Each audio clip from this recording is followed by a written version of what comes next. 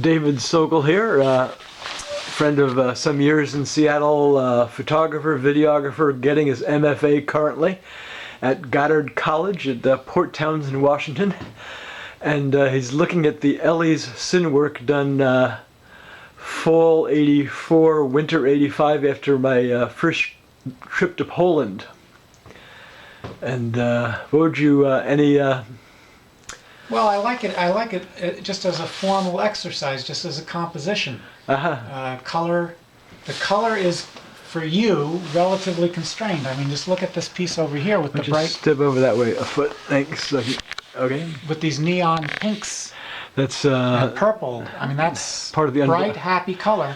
And your topic, this is a question that comes up with the mosaics. This is a victim of the Holocaust, also of the Nazi genocide. Well, what's with this victims and all these beautiful, happy colors? Now, I kind of get it, but I mean, if you wanted to tell people, it's a well, Elie's sin predates the other works. The other works, like from the Under the Wings of God series, to me, I describe as a restoration of dignity to the memory of those who were murdered, which is actually told. I didn't actually come up with that description myself. Right. It was written to me by a Shoreline high school teacher after I gave my very first slide lecture in 1994, and I liked it. Describing your work that way. Right.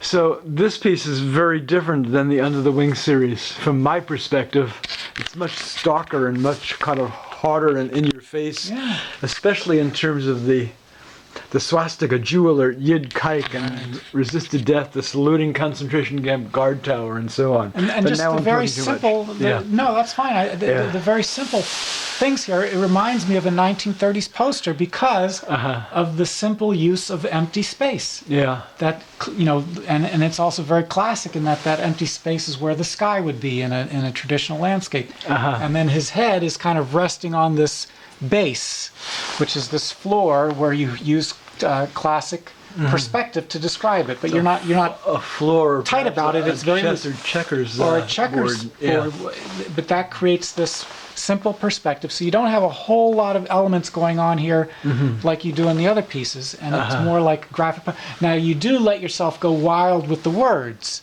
and they become part of the design, but they're all kind of constrained down here. They don't go over his face. And then you just have the very simple words over his head. So just it's a well-constrained piece and well-composed. And the coloration is great, especially with that beautiful color of paper. It all works really well. Thank you, Mr. David Sokal. Yeah. Okay, folks, that's it. January 12th, 2013. Words of David Sokal, feedback, M.F.A. candidate, and longtime photographer.